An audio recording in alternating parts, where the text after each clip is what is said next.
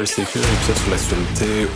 Semaine terminale le 28 juin 2026, enregistré le 8 juillet 2026. J'enregistre malgré tout puisque les nouvelles sont intéressantes pour les opinions et ce que ça l'amène dans la réflexion d'un côté et deux. Je fais le retexte des deux événements qui ont été durant la semaine se terminant le 28 juin 2026. Commençons avec les rétextes en question, justement. J'ai assisté à Troopers pour la première fois. J'ai adoré cet événement-là. J'ai été mis en contexte dans un type Black Hat.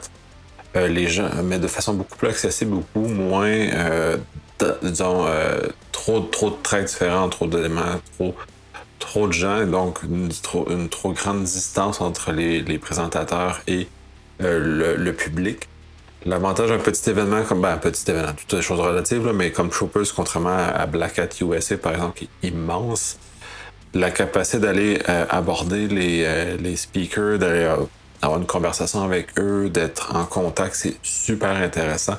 Ça l'amène un regard qui est, pour moi, beaucoup plus riche, et de ça, j'ai 2 contacts avec des francophones avec qui j'ai potentialité d'enregistrer des podcasts sur leur présentation, ce qui risque d'être super intéressant parce qu'ils emmènent des sujets qui sont différents. Ça, c'est le Troopers. Donc, moi, j'ai initié, donc je vais y revenir l'an prochain et dans un contexte encore plus mieux organisé que cette année parce que ça a été ça a été garoché. Donc, ça explique aussi pourquoi j'ai de la misère à enregistrer mes épisodes d'actualité. La densité de un des événements, des gens que j'ai rencontrés m'ont pris beaucoup de mon temps, normalement que je consacre à l'épisode d'actualité. Le deuxième rétexte, c'est sur le hack. Ça, puis en même temps, je l'avais promis dans les shorts que je fais. Le hack, c'est mon deuxième expérience de l'événement. J'ai trouvé ça très intéressant. Plus intéressant que celui de l'an passé pour le fait que les sujets étaient mieux alignés avec ma curiosité. Donc, c'était plus des sujets qui m'ont beaucoup intéressé pour ce que j'ai vu comme sujet. Comme dans ce genre d'événement-là, et je commence à être un peu plus en contact avec des gens en Europe, notamment en France. Beaucoup de parties de l'événement passaient à des conversations super intéressantes avec des gens en France sur leur réalité, ce qui se passe, et ainsi de suite. Fait que j'ai fait des contacts super intéressant, encore une fois, durant cet événement-là, mais mieux que l'an dernier. Donc, ça prend maturité. Donc, je commence à être un peu plus à l'aise dans l'écosystème français. Ça commence à se sentir dans comment j'aborde les événements. Donc, j'ai pu bénéficier encore plus du hack. Ça a eu un retour pour moi beaucoup plus grand. Et les sujets, et quelques conversations intéressantes, va aussi également aller sur des entrevues spécifiques avec certains présentateurs que j'ai trouvé tout à fait spectaculaires. J'en ai au moins 2 qui sont en cours de planification, donc j'ai hâte de voir comment ça va se matérialiser, mais ça a déjà en train d'avancer de ce côté-là.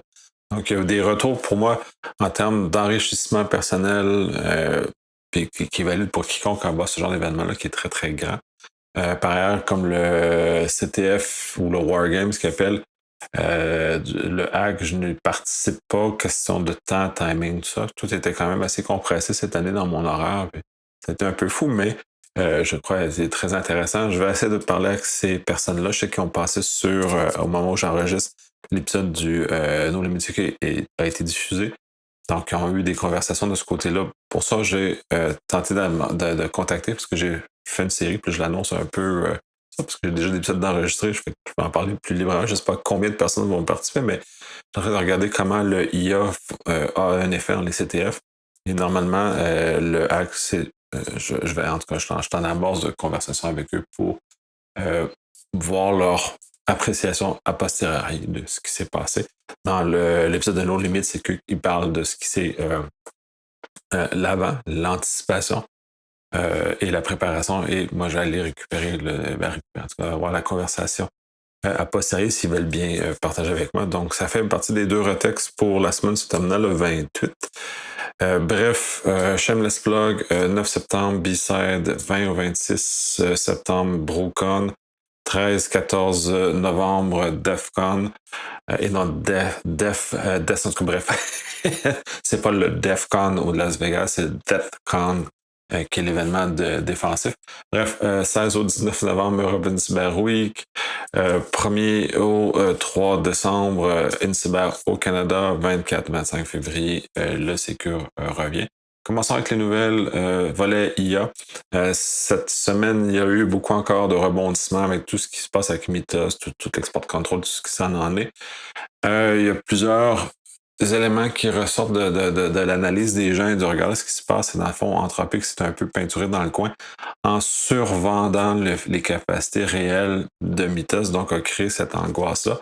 D'autres informations disent que le modèle aurait réussi à casser les réseaux protégés américains. Donc, ça, c'est un peu intéressant de voir ce type de choses-là. Donc, peut-être un dans l'autre se positionne pour amener cette inquiétude-là par rapport à ces modèles-là, limite.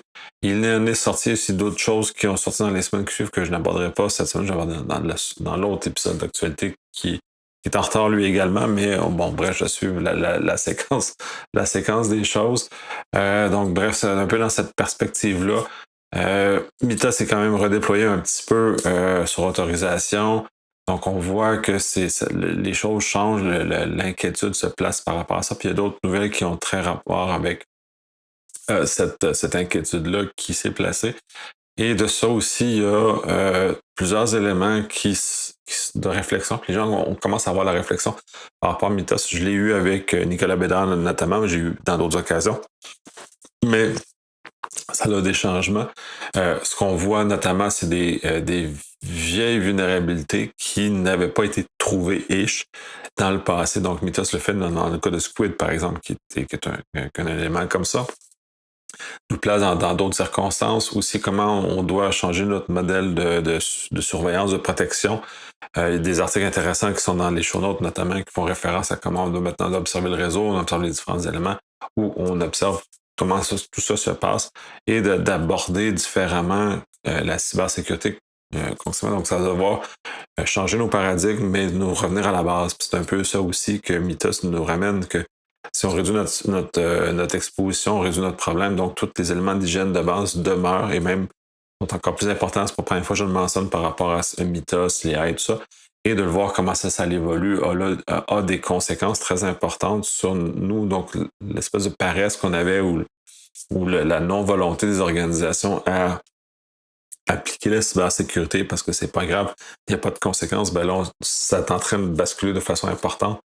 Et on aura d'un côté beaucoup de vulnérabilités à couvrir, beaucoup de vulnérabilités à corriger durant les prochaines semaines, prochains mois.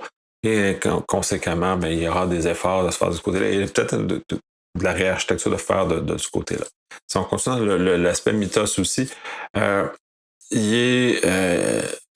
puis le paradoxe que l'export control apporte sur ce genre de choses-là, puis le GPT aussi est affecté, 5.5 était affecté aussi par une partie de ça, c'est que les modèles chinois, on continue d'avancer quand même. Les compagnies chinoises font mention qu'ils ont des capacités équivalentes à Mythos, ce qui est peut-être vrai, ce qui est peut-être pas vrai, parce qu'on l'a vu aussi dans la manipulation du message, et de voir comment tout ça se fait, mais dans tous les cas, cette évolution-là qu'il y a avec les intelligences artificielles ne peut pas être contenue par de l'export control, même si les États-Unis ont mis sous le giron de l'export control ces modèles-là, donc signale l'importance que ces modèles-là ont pour eux, donc de la protection de la sécurité nationale. En même temps, il y a des limites et on va voir que ça va être intéressant de voir comment ça va évoluer et comment cette arme-là, peut-être qu'on va voir l'intelligence artificielle basculer du côté ITAR, de l'export control, c'est-à-dire du côté de l'armement, comme la crypto l'avait été dans les années 80-90. Donc, de voir comment tout ça va se matérialiser, mais ça va être intéressant de voir l'évolution et comment les philosophies par rapport à ça vont changer, comment on l'aborde, comment les modèles OpenWave vont agir là-dedans. Bon, bref, ça va changer un peu le paysage, puis en cybersécurité, ça va avoir nécessairement des conséquences. Donc, je pense que c'est un bon moment de commencer à réaliser le problème et d'évoluer par rapport à ça. Puis on parle même pas de l'usage de l'utilisateur normal qui lui-même se tire dans le pied à certains égards parce que les failles dans les faiblesses fondamentales dans le fonctionnement du LLM n'est pas très bien compris encore par les organisations. Donc on est un peu dans dans cette phase-là, ce qui va avec. Et justement, un peu dans la même continuité, puis c'est une autre sous-section dans les show notes, mais qui revient un peu à ce genre de choses-là. Et un peu à ce que je viens de mentionner d'ailleurs également, le 5.5 de GPT qui est capable de faire du patchage, que le constat que ça vient modifier et qu'on va devoir aborder différemment. Et aussi tout le contexte des vulnérabilités, le contexte de divulgation des vulnérabilités aussi va changer. On a vu un peu un cafouillage avec Microsoft et Natner Eclipse notamment, où tout ça s'est mal déroulé sur des vulnérabilités qui n'ont probablement pas été trouvées par l'IA dans les circonstances. Mais bon, il y a eu un cafouillage de ce côté-là. Et de l'autre côté, la quantité de vulnérabilité qui est exposée à l'heure actuelle est telle que ça change les choses. J'ai d'autres nouvelles dans d'autres sections qui vont aller aborder, mais ça change un peu le paradigme. Il n'y a plus d'effets comme ça l'était, où c'était des événements plus exceptionnels qui amenaient des problèmes. Maintenant, ça va être industrialisé. Donc, il va y avoir d'autres séquences par rapport à ça. Comment on va aussi aborder l'ingénierie logicielle et comment le vibe coding va inclure beaucoup plus de problèmes que dans le réseau en quelques circonstances. Bref, ça fait partie des deux sous-sections de l'intelligence artificielle que je trouve important de séparer du restant des autres nouvelles en intelligence artificielle qui sont encore très riches cette semaine. Bref, continuons. Il y a eu une étude sur la fuite des skills pour les agents et la fuite des mots de passe. C'est intéressant parce qu'il aborde les axes ou tous les endroits où ça va fuiter, et notamment le fait que c'est très verbose, le output des agents. Normalement, on va voir les secrets passer à travers ces verboses-là, comme ça se retrouve dans le guide, tout ça. C'est très intéressant. Ça ramène aussi l'importance de compagnies, notamment comme GitGuardian, avec qui je collabore pour le podcast, ou Boost Sécurité, qui sont dans un autre axe, sont deux axes parallèles par rapport à ça, ou même Flare, qui amène toute la recherche dans le dark web, où on voit la quantité de choses qui fuitent et qui est très, très importante. Donc ça en est un axe. Et à quel point les gens qui développent les skills n'ont pas l'habitude, ou les agents n'ont pas les connaissances suffisantes pour bien encadrer ce genre d'informations-là, pour éviter ces fuites de secrets-là, notamment des dépôts publics. Bref, comment monter une défense contre la persistance dans les attaques. Ça, c'est des papiers de recherche, fait que je fais juste à très très haut niveau parce que le papier est très intéressant, mais nous amène dans un état de réflexion. Comment on peut se défendre comme la capacité d'injecter dans les agents et la mémoire. Et ça nous met en considération comment le fonctionnement des LLM est dangereux, si on veut, au sens où on est capable d'injecter dans la mémoire ça. Puis le papier de recherche suivant aussi, c'est comment on fait pour faire de l'injection lente, donc d'être capable de contourner un certain nombre de mesures de contrôle pour réussir tranquillement, ou par des agents, ou la multiplication par rapport à ce type de choses-là. Donc, on est toujours dans un contexte où comment on fait attention, où on sécurise les agents ou l'intelligence artificielle ou la mémoire qui est utilisée pour ça, ou le RAG, pour réussir à bien cerner, bien éviter les problèmes d'injection dans la mémoire, parce que c'est essentiellement là où les attaquants se dirigent. On le voit de plus en plus dans les nouvelles où il y a des attaques réussies avec ce type d'approche-là, qui est d'injecter. Mais là, c'est plusieurs papiers de recherche qui regardent plusieurs angles différents. Donc, intéressant de les considérer dans les designs si vous avez l'intention d'utiliser des agents. Si vous avez l'intention d'utiliser des choses qui s'appuient sur des états de mémoire comme ceux-ci. Bref, pour cette vague-là, un autre papier de recherche intéressant sur la façon qu'on utilise la deception, la façon surtout dans les honeypots, de comment réussir à tromper l'attaquant un peu, ou à amener celui-ci. Et le papier fait état du fait que les stratégies face aux humains ne fonctionnent soit littéralement pas avec les machines, le AI, parce que la façon qu'ils processent ne tombe pas dans les pièges humains qui sont faits pour détourner l'humain. Mais de l'autre côté, l'AI est très sensible à d'autres types de détournement comme ça, et permet justement de diriger le AI vers ailleurs, donc sur des mauvaises pistes, puisqu'il va, façon d'ingérer l'information va être facile à tromper pour certains types d'attaques. Donc, bref, c'est intéressant de regarder. Et c'est des stratégies à utiliser justement pour se défendre ou ralentir les attaques arrivant de l'intelligence artificielle en le faisant tomber dans un, dans un tar-pit, là, c'est un trou de goudron puis qui reste coincé à l'intérieur de celui-ci. Donc, les stratégies sont pas les mêmes, mais très intéressant de voir comment on est capable de le mettre en œuvre. Microsoft utilise l'intelligence artificielle pour relier deux groupes d'attaquants.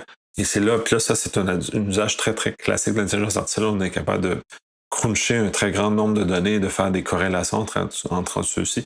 Avant que le LLM arrive, c'était vraiment dans cet axe-là qu'on utilisait l'intelligence artificielle, notamment en cybersécurité, avec les grands quantités de journaux d'événements qu'on recevait. C'est une façon de voir des tendances à travers ceci, donc c'est un usage qui a été fait. Des skills malicieux dans OpenClaw, c'est encore une fois, c'est toujours ces environnements-là où sont immatures. On le voit beaucoup dans les dépôts de paquets NPM, ByPy, et ainsi de suite. Donc, tous ces environnements-là mal contrôlés nous amènent à nous exposer davantage, donc d'être très, très prudents. Et il y a des expérimentations qui ont été faites, qui ont été capables de démontrer facilement qu'on est capable d'insérer du code malicieux dans ces codes-là. Donc, d'être très, très prudent quand vous voulez utiliser ces outils-là qui sont très utiles. Par ailleurs, j'en ai certains en cours d'utilisation qui facilitent ma vie, mais sont dans des carrés de sable très, très définis. Donc, je leur demande pas de gérer le paiement de mes comptes, mais je leur demande de produire certains petits knick-knacks qui me sauvent pas tant de temps sur une journée, mais sur une année va me sauver énormément. Bref, réflexion. Au papier de recherche sur le fait de transformer des informations récoltées en ODCTI en règles IDS déployables et effectives. Et là, c'est très intéressant parce qu'on amène un usage qui est un bénéfice en cybersécurité réel de retirer l'humain de la boucle, ou en tout cas le moins dans la boucle de détection automatique, si on veut, à partir de CTI. Et ça devient super intéressant parce que là, il y a un gain, à ma perception, beaucoup plus important que juste de filtrer automatiquement les alertes. Donc, on est capable d'avoir des alertes beaucoup mieux raffinées, efficaces, qui sont capables de fonctionner comme ça. Fait qu'on a quand même une piste intéressante de ce côté-ci. Dans la recherche toujours, mais quand même qui va atterrir sur des choses beaucoup plus utilisables, mais probablement nous sauver beaucoup de temps et nous aider énormément. Le source ouvert cause des problèmes au gouvernement notamment. Et ça, c'est dans un contexte AI. J'ai mis dans le contexte AI parce que, en l'occurrence, c'est toute l'arrivée de Mythos qui vient bousculer ça. Donc, on se retrouve avec plein de logiciels qui sont en fin de vie ou qui sont pas supportés, plus supportés, ou en tout cas, ça revient un peu à la même chose, et dans quel cas, on doit agir et qui sont déployés un peu partout. Et ça se met en opposition, j'aime beaucoup, en tout cas, bref, je l'ai mis là parce que on a d'un côté, avec tout le volet de souveraineté numérique, un effort très, très grand d'aller en open source. Et de l'autre côté, ben, tous ces logiciels-là qui sont plus supportés ou qui sont mal supportés nous amènent dans un contexte où la sécurité est un problème très important. Je crois que les gouvernements à travers le monde devraient prendre sur eux de s'en occuper, mais pas de façon directe comme ça le présuppose là, mais du fait que ça devrait être utilisé davantage dans leur infrastructure interne. Donc, toute les TI des différents gouvernements du monde devraient s'appuyer beaucoup plus sur l'open source. Ça, c'est mon take. Et de là, cet usage-là, au lieu de dépenser des fortunes dans des développements personnalisés comme c'est fait actuellement, sur du code fermé qui reste à l'intérieur, ben de mettre à la limite ce même argent-là, qui est quand même assez substantiel, dans les projets open source. Donc, dès lors, d'avoir cet argent public-là qui vient entretenir de façon plus formelle, plus structurée, tout ce code source ouvert qui est disponible, et donc de cette recontribution d'argent public vers ça. Donc, bref, c'est un peu mon texte, je suis un peu écarté, mais je trouve ça très important d'arriver comme ça. Dans la nouvelle section-là, c'est une personne qui a mis un agent d'assistance sur Internet pour le faire tester par des gens. Il y a selon qui mentionne 2000 personnes qui ont essayé de le tromper. Ça n'a pas fonctionné dans son expériment. Les gens n'ont pas réussi à casser, donc son expérimentation a réussi à démontrer que sa stratégie de sécurisation a fonctionné. Donc, c'est très intéressant. Lui, c'est OpenClaw qui avait utilisé pour faire ce test-là. Et donc, il a démontré qu'on est capable de sécuriser correctement OpenClaw pour éviter des problèmes. Mais ça demande quand même un certain degré d'ingénierie, de connaissances inhérentes à ça qui peut-être pas accessible à tout le monde en l'occurrence. Bref, fin de cette section-là.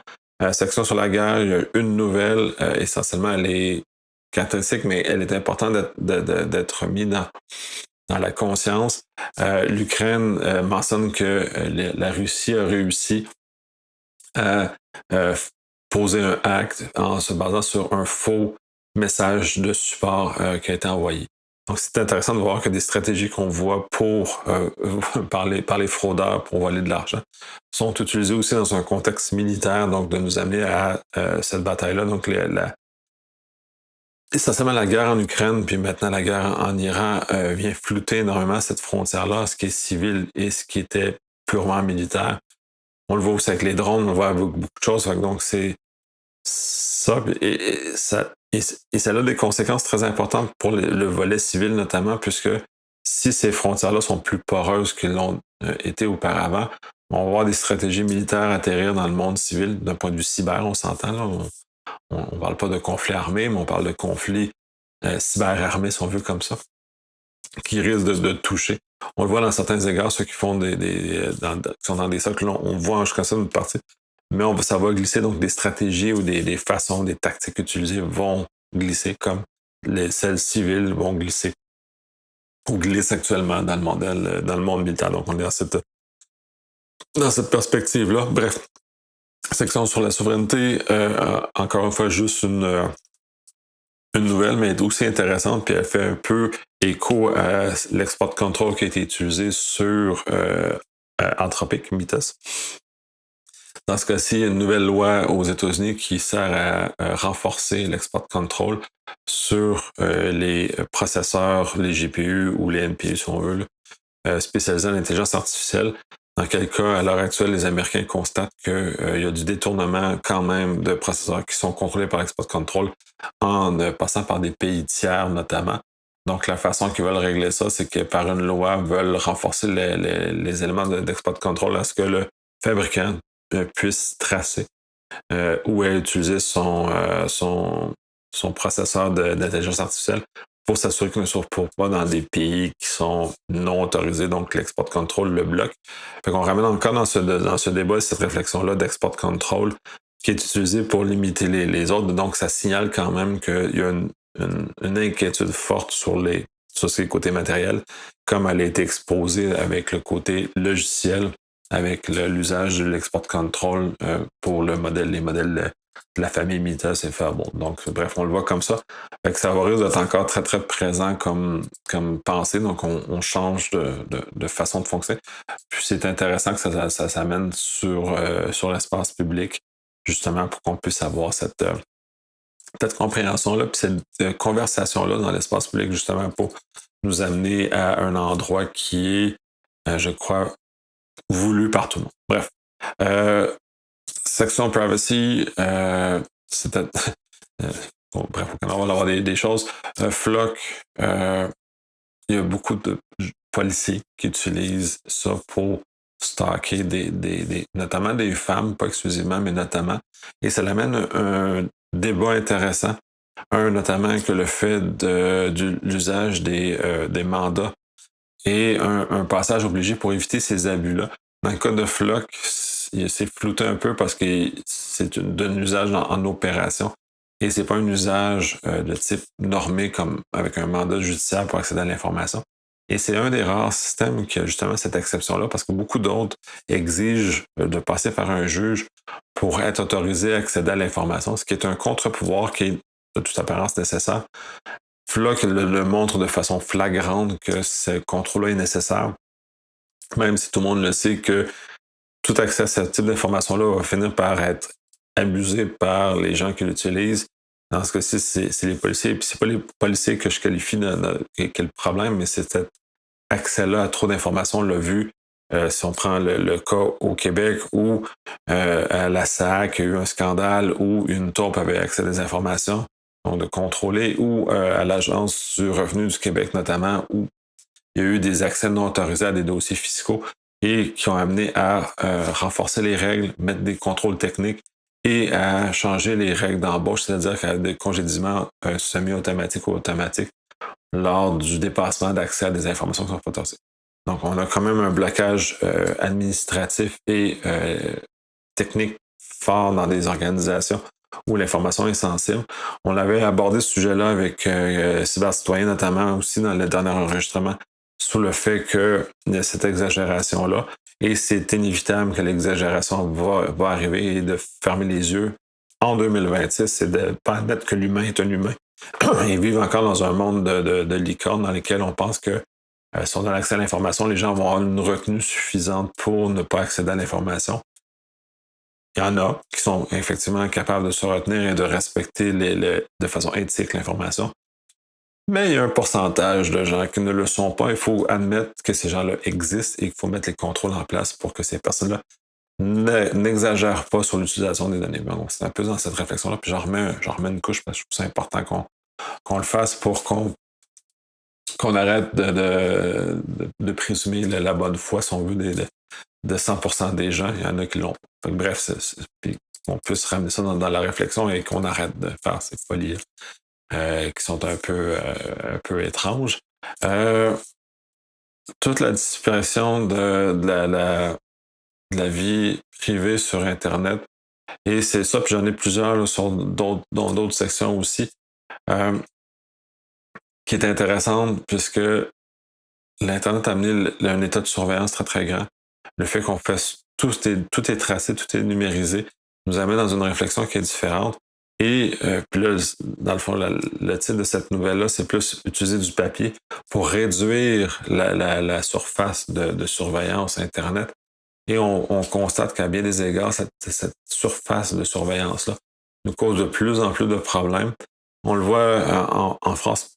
Malheureusement, je prends cet exemple-là parce qu'il est largement public, où toute la quantité de fuite d'informations associée parce qu'on conserve trop d'informations sur des choses. Donc, bref, il y a comme un équilibre ou une réflexion à avoir ce qu'on fait avec ce type de choses-là et comment on l'amène ailleurs et comment on amène cette réflexion-là, cette volonté d'automatiser, qui est un avantage très important d'Internet, et ou de l'informatisation, de la numérisation, ou la digitalisation, si on va sur un vocable français, nous amène dans un contexte de vulnérabilité très, très grande. On va le voir aussi dans d'autres nouvelles, mais c'est important puis de voir comment on se réactualise par rapport à ça.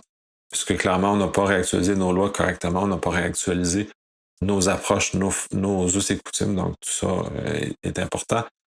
Autre nouvelle, la Maison-Blanche change les deadlines de la résistance au quantum pour la crypto. Ça fait probablement, sans dire que c'est conjoint, mais l'ANSSI a fait la même chose en France. Donc, on voit qu'il y a une part des institutions régaliennes d'une volonté d'accélérer. Donc, clairement, il y a quelque chose qui se passe qui ne nous a pas été informé. Mais bon, où il y a une inquiétude de plus en plus importante, c'est un signal fort, à mon avis, qu'on s'en va vers quelque chose. J'ai toujours un certain doute sur le quantique, sur le fait que ça va tout briser demain matin. Mais par ailleurs, pour les institutions de ce degré d'importance-là, la protection contre le quantique est très importante, puisque eux ont des formations qui vont dépasser le deadline du quantique. Et cette information-là est intéressante pour les acteurs qui ont la capacité monétaire de payer potentiellement le futur ordinateur quantique qui va briser la crypto. Donc, on est dans ce degré d'évaluation de la menace, donc d'analyse de risque. Donc, c'est intéressant de voir ce changement-là. Mais je trouve ça important aussi que des organismes de régulation comme ça vont forcer le marché à changer et pas de laisser les choses se régler par elles-mêmes parce que on le voit, ça va pas très bien. Bref, dernière nouvelle de cette section-ci, la loi C36 au Canada, qui est un peu la reprise de la modernisation de la loi sur la vie privée au niveau canadien. Elle est appuyée, elle est concomitante avec le C34 qui est sur la Digital Arm, qui est tout le volet de protection de l'enfance notamment et des choses comme ça.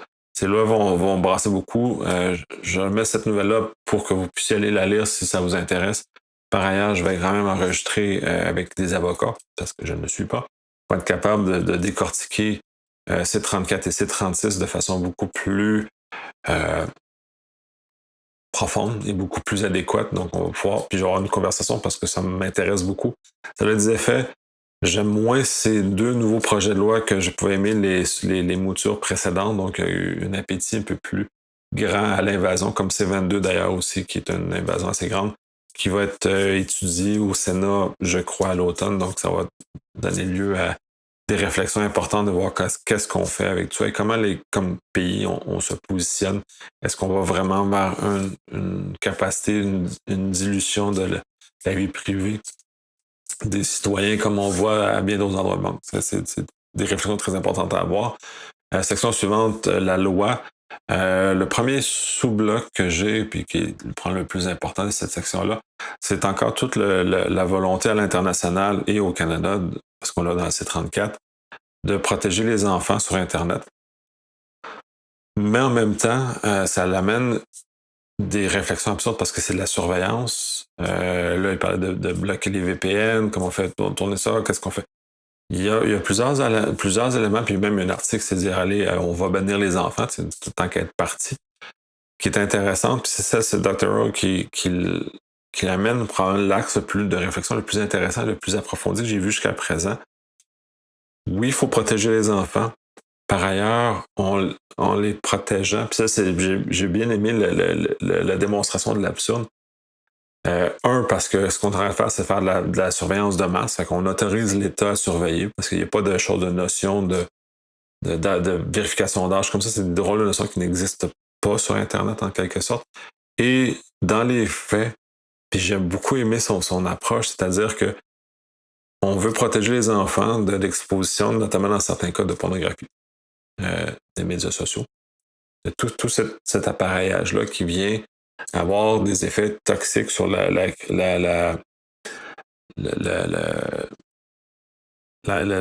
formation de l'identité des enfants vers des adultes qu'on pourrait considérer comme étant sains. Et ça, je suis entièrement d'accord avec l'idée que tout ça vient dévier et vient troubler cette phase-là de formation de l'identité de ces personnes-là. Par ailleurs, puis là, j'adore de son regard, c'est on veut, si on prend juste le volet pornographique, c'est un done deal, il n'y a pas de très grand espace à contester là-dessus. Pour plusieurs des études. En plus, qui viennent appuyer tout ça, si on regarde sur les médias sociaux, puis c'est un peu ça, ce qu'avec la loi en Australie qui a été imitée un peu partout à travers le monde, que je trouve bien comme idée, puis parce que ça va s'étendre à travers le monde, ça va faciliter les choses. L'autre côté, l'autre facette à ça, c'est que on veut protéger les enfants des médias sociaux qui sont déjà une invasion à la vie privée parce qu'eux-mêmes font une collecte énorme d'informations. Fait qu'on est en train d'éteindre le feu avec le feu, c'est-à-dire que toute la surveillance et tous les algorithmes et tout ce qui est absorbé par les médias sociaux, on veut empêcher ça, pas en interdisant l'usage d'un algorithme ou en interdisant la collecte des informations sur les enfants ou en interdisant ce genre de choses-là, ou de diriger les enfants vers d'autres choses où on fait juste les bloquer. On va vers l'autre côté, on dit c'est interdit, plateforme, vous devez bloquer parce que vos pratiques sont pas saines. Puis on parle pas de pornographie. Pornographie, c'est l'œil facile. Là, on a dans les médias sociaux des outils de communication et d'interaction d'autres humains.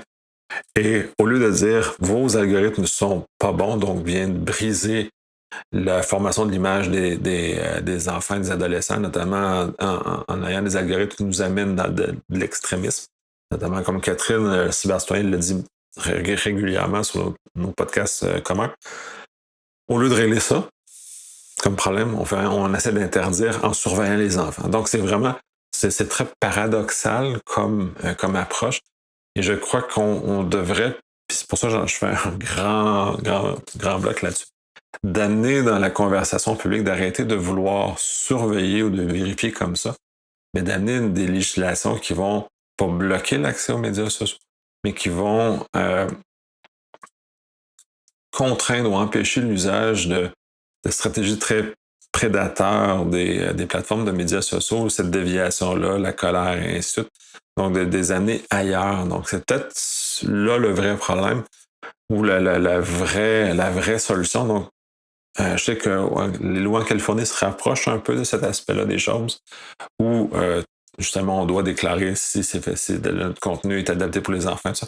Il commence à avoir une réflexion au niveau Californie, qui est très intéressant, mais qu'on ne voit pas et qui n'est pas encore assez approfondi à savoir, c'est peut-être le contenu, puis des médias sociaux, la façon d'opérer, qu'on devrait contrôler et non dans les enfants qu'on essaie au passé. Bref, c'est mon take là-dessus. Je pense qu'il y a beaucoup d'espace à réfléchir. Ça m'a fait beaucoup réfléchir ces articles-là. Et je pense qu'on doit amener et d'arrêter de vouloir espionner les enfants. Parce que, bref, parce que les compagnies les espionnent, on devrait juste empêcher les compagnies de les espionner, puis on réglerait probablement 80% du problème. Et donc, on réglerait le problème algorithmique qu'on veut protéger nos enfants, notamment. On le voit aussi, le doom scroll. En tout cas, bref, d'aller dans cette direction-là, je pense qu'elle est beaucoup plus intéressante de normer le fonctionnement des médias sociaux que d'empêcher les enfants d'y accéder. C'est un peu, plus nuancé que tout ce qui est volet pornographique aussi. Il n'y a pas de nuance. Ça, c'est très tranché. Dans le cas des médias sociaux, il y a beaucoup plus de nuances, puis je pense qu'on a intérêt à en parler. Bref, je t'amène mon rant là-dessus. Au Canada, le Spy Agency, j'aime ça le titre qui dit utiliser le vrai nom, le C6, a utilisé un mandat pour faire du nettoyage de codes malicieux ou de botnet ou sur des équipements qui est au Canada. Je trouve ça intéressant parce que, puis là, on parlait justement de FLOC, l'usage des mandats pour accéder à l'information. Donc, on a un processus normé comme ça avec un contre-pouvoir, donc un juge qui vient valider l'intérêt légitime de ça selon les lois et tout ça fonctionne. Je trouve que c'est une balance très intéressante dans l'usage et effectivement d'agir sur ce genre de choses parce qu'il y a des limites. Donc, ça, il y a eu ça au Canada, il y en a eu d'autres ailleurs. L'article relate ce qui s'est passé aux États-Unis notamment pour avoir un encadrement légal pour permettre à ces agences-là d'intervenir dans les moments où c'est très important puisque certains botnets peuvent être très toxiques pour ce qui se passe et même pour la sécurité nationale, en l'occurrence. Donc, je trouve ça intéressant, mais je reviens sur le fait que c'était cadré, c'est bien fait, c'est pas au bon vouloir de la personne. Donc, dès lors, on se trouve dans un contexte beaucoup plus serein sur l'usage de ce genre de stratégie-là. Quoi qu'on en dise, Washington Post a été poursuivi par le département de justice américaine pour divulgation de secrets. Il y a eu comme une chicane comme ça. Puis j'aimais la nouvelle là parce qu'elle était intéressante. Parce que le Washington Post a décidé de contester. Et finalement, le département de la justice américaine a retiré sa plainte, si on veut comme ça. Fait que on se trouve dans un univers où on a un armement du département de la justice aux États-Unis. J'apprends pas grand-chose à la plupart des gens. Mais de voir comment ça se passe et comment ça se négocie. Et que c'est important de s'opposer comme à ce genre d'usage un peu abusif et aussi toute l'importance du contre-pouvoir que sont les médias traditionnels, là, en l'occurrence, justement pour véhiculer la bonne information, de faire sortir les scandales, justement pour éviter les abus du système dans lequel on est capable d'équilibrer la démocratie dans laquelle on est. Donc, je trouve que c'est très important. C'est pour ça que j'ai mis la nouvelle là. Dernière nouvelle de cette section-là qui est intéressante parce que je n'ai eu parlé précédemment aussi. En Europe, il y a eu beaucoup de tentatives de blocage de sites pirates de diffusion. Je ne suis pas nécessairement d'accord avec l'idée ou la façon que c'est fait, mais bon, bref, je trouve qu'on ne se prend pas de la bonne façon. Mais bon, bref, ça devient un autre débat, mais qui en même temps, nous ramène sur le fait comment on protège les droits d'auteur, comment on permet aux gens de faire juste revenu sur leur production. Mais bref, au-delà de ça, c'est un peu sur ça que les lois sont pensées et utilisées, mais des fois abusées.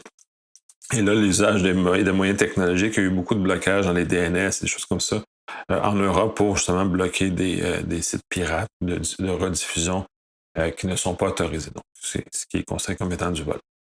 Cela étant, le DNS for You a refusé d'acter une demande de cette nature-là, puisque selon les principes de création de cette entité-là, qui est un DNS pour l'Europe, là, qui permet une certaine forme d'autonomie, de souveraineté au niveau de leur capacité d'infrastructure fondamentale d'Internet, ont refusé.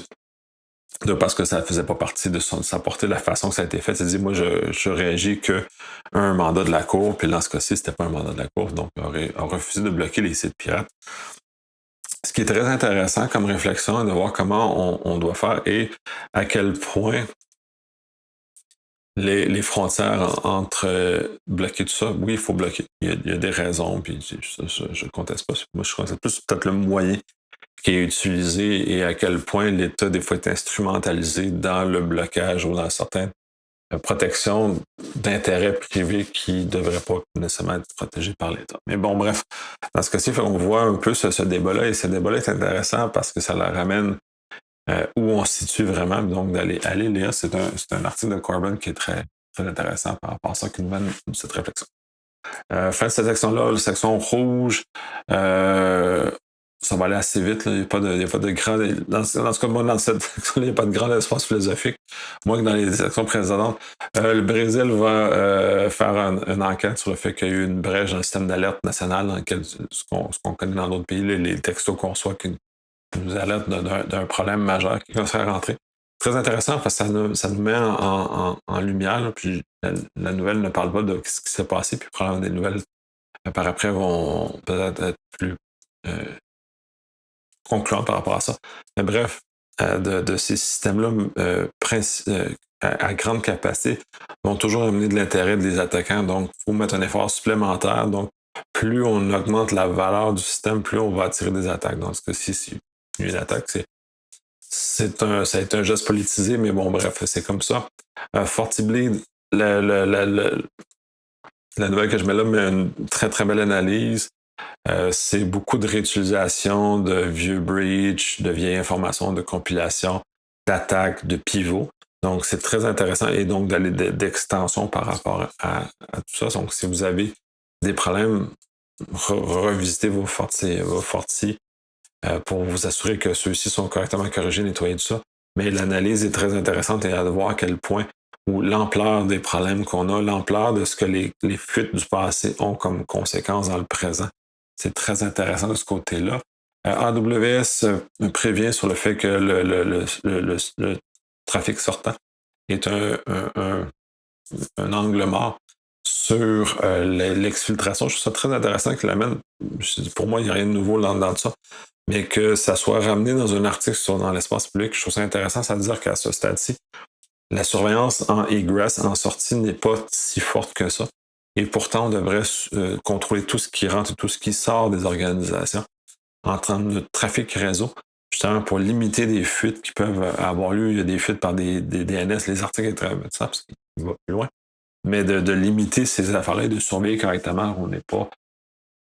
je pense qu'il y a un petit peu de paresse dans le design, mais bon, bref, quand on parlait précédemment de revoir nos surfaces d'attaque à cause de l'intelligence artificielle ou des modèles sophistiqués comme Mythos, ben ça en fait partie. Il faut surveiller, il faut vraiment qu'on ait une ingénierie, si on prend le terme plus américain, correct de nos systèmes pour s'assurer qu'on n'a pas de capacité. Bref. Dialogue, deux petites nouvelles de ce côté-là que je trouve très drôle. La première, c'est que d'un côté, ils disent qu'ils ont été hackés quand dans les faits, tout ce qu'ils démontrent, ça n'est que de la mauvaise configuration. C'est intéressant de voir que des groupes de tech bro, comme ça notamment, n'ont pas investi suffisamment et vont aller tout de suite aller déchirer leur chemise sur la place publique comme quoi ils ont été hackés quand c'est juste un défaut fondamental de configuration d'un mauvais design de leur système a laissé fuiter de façon vaste. Donc, c'est intéressant. Et que ces gens-là, très riches et influents, soient complètement déconnectés et n'aient pas de ça. L'autre côté, puis là, c'est le Pentagone, doit faire enquête sur les données qui ont été exposées. De ces gens influents-là, il y a des gens qui sont dans l'appareil gouvernemental américain et que la connaissance de leur adresse personnelle peut les mettre à risque. Toute l'information fuitée, fait qu'il y a des conséquences aussi de rassembler toutes ces informations-là très sensibles sur des gens très influents. Donc, c'est pas anodin, disons, cette situation-là. Fait que c'est très particulier de voir ça se passer comme ça. Bref, section bleue. Rust va embaucher un AI Security Engineer. C'est intéressant, puis ça recoupe avec les autres, mais j'ai mis le plus dans la section bleue, en l'occurrence celui-ci. Ils ont décidé de prendre, parce qu'ils reçoivent beaucoup comme tout le monde, des déclarations de vulnérabilité et de fonctionnement. Donc, d'avoir mis quelqu'un qui est spécialisé, ça, il va mettre en œuvre du tooling, il va mettre en œuvre comment filtrer ce qui est reçu et tout ça. Et donc, de faire acte que le paysage a changé. Ça, c'est important. Puis c'est pour ça que je le mets là, que le paysage a changé. Il faut que nos approches changent. Donc, comment on filtre les divulgations, comment on traite les informations et comment on s'équipe correctement. Et en plus, comme c'est dans l'écosystème open source, de source ouverte, et donc c'est financé par des fonds qui sont justement pour appuyer ça. Le tooling et tout ce qui va en sortir va être partagé avec les autres projets similaires comme PHP par exemple, qui est aussi dans la même réflexion. Et donc, un gain massif pour tout le monde, ça c'est une bonne chose. Et probablement que ça va diffuser plus largement. Donc, tout le monde va bénéficier de ce projet-là. Fait que c'est très, très intéressant. Autre nouvelle, Microsoft ajoute je vais pas dire 10 ans, mais ajoute du temps, ajoute une nouvelle année au support étendu de Windows 10. C'est pas sans rappeler Windows XP qu'il y a eu beaucoup d'extensions comme ça. Et je crois que c'était un peu arrogant de leur part de penser que les gens allaient abandonner Windows 10 vite pour Windows 11. Et en plus que Windows 11 demande des caractéristiques matérielles différentes. Donc, il force une désuétude accélérée. Donc, il y a un petit peu d'arrogance de ce côté-ci. Mais au moins, force de constater, au-delà de ça, il tente puis il est prêt à prévoir que probablement que ça va être attendu encore plus loin que ça. Mais bon, c'est une bonne chose. Initiative sur la gestion de la fin de vie de l'open source, c'est bien recoupé avec la nouvelle sur comment les gouvernements doivent gérer l'open source dans l'ensemble, mais aussi de l'autre côté, c'est toute la gestion des problèmes de fin de vie et un peu la négligence de certaines équipes de développement qui font pas attention et utilisent soit des composants qui sont déjà en fin de vie ou qui ne changent pas les composants. Donc, il y a toute cette facette-là. Il y a des initiatives, c'est bien parce qu'on va être capable de rénover, puis je pense qu'on est rendu à ce degré-là ou à cette place-là. Puis encore là, je reviens sur, comme je recoupe avec l'autre nouvelle, je crois que c'est l'État qui devrait prendre charge de ces choses-là, donc de cadrer.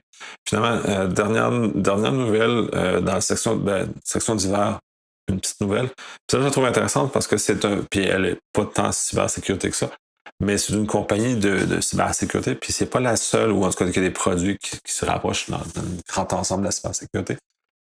Dans le cas, c'est le fondateur de Mulvan, qui est un chose qui vient protéger la vie privée, a un discours d'extrême droite, et si on veut, comme ça. Je ne suis pas allé lire les textes, je peux pas prononcer là-dessus, c'est de l'information de seconde main. J'en parle pas parce que je veux le pointer lui spécifiquement dans ce cas-ci. Mais de constater qu'à plusieurs égards, puis là, on fait un lien avec les tech bros notamment, où il y a des discours, disons, limites qu'on retrouve chez certains dirigeants de certaines compagnies qui protègent la vie privée ou qui ont des pratiques qui sont saines d'un côté, qu'on trouve que c'est utile, mais que de l'autre, leurs propriétaires ont des discours donc, plus en marge de ce qu'on pourrait s'attendre socialement à ce moment-là, ou en tout cas des valeurs globales qu'on a comme société. Donc, on a cette facette-là. On l'a vu aussi, puis le très bon épisode avec le cas de WordPress, qui est très intéressant à l'écouter parce que Maxime fait une très belle historique de ce qui s'est passé, à voir comment un propriétaire ou un fondateur peut commencer à glisser vers ailleurs, vers d'autres angles qui ne sont pas nécessairement sereins dans ce cas-ci. Et on se retrouve comme ça. Fait que c'est très intéressant. Et à ce moment-là, c'est à quel point, ça c'est une question qui est plus philosophique, puis je vais vous laisser là-dessus. Je vais terminer là-dessus. À quel point les actions des propriétaires actuels ou passés de ces compagnies-là doivent moduler la façon qu'on utilise les logiciels qui vont avec. Est-ce que c'est un appui direct et fort à la philosophie qui est peut-être contraire à nos valeurs de ça. Donc, bref, ça l'amène des réflexions beaucoup plus profondes. Bref, je vous remercie d'avoir écouté. J'espère que vous avez écouté jusqu'au bout. Merci d'être rendu jusqu'au bout, jusque-là. Je vais enregistrer rapidement aussi l'épisode qui suit celui-ci là, pour l'actualité.